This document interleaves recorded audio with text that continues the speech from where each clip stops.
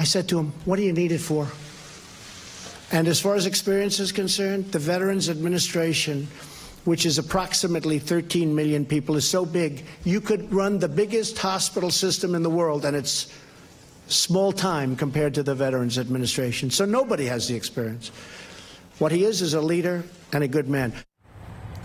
Joining me now, Melissa Bryant. She is the Chief Policy Officer for the Iraq and Afghanistan Veterans of America and a retired Army captain, and joins me here.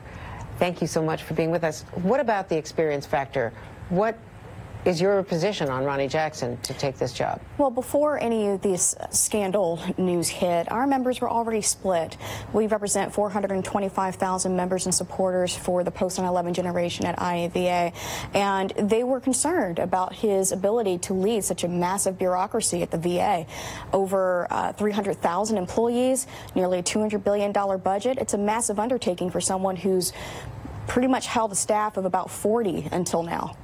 Now, one argument in his favor is that he obviously has the support and affection of the president, which is a big deal in this cabinet, to be able to get your budget to get what you want. Absolutely. But he has no management experience at handling this kind of, and in fact, the one office that he did help run back in 2012, there was a negative Inspector General's review of the way he handled personnel decisions. Absolutely, and that's really troubling, and we really are appreciating of Senator Isaacson, Senator Tester, who are really digging into this for the Senate VA committee and really vetting this candidate. Look, it's troubling to see anyone come into this job in the sense that 20 veterans are dying by suicide per day.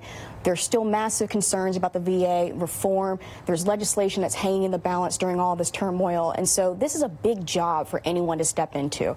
And so for Ronny Jackson, we knew that was going to be a steep learning curve, but I think that the Senate VA committee was willing to give him a fair shake. Now they're doing their due diligence. We wish the White House had done the same. You know, the military, as you know better than I, is so bureaucratic and by the books. How could he be drinking on the job, running into a Secret Service issue in that regard, and as reported by the New York Times and by other news organizations, not by us, how could there be no record of that? And that's what's most troubling. Again, maybe it's not true, is my point. It could not be true. I mean, but they are serious allegations that warrant looking into, and that's something that we want to see the committee really dig into. But it would be troubling.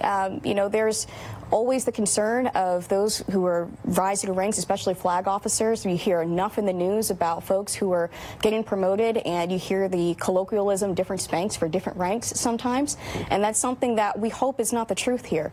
But we appreciate that they're digging into it and ensuring that these are not found. You're going to be all over it, you and Paul Rykoff and the whole team. Absolutely. It's great to see you, Melissa. Thank you very much for having me. You bet.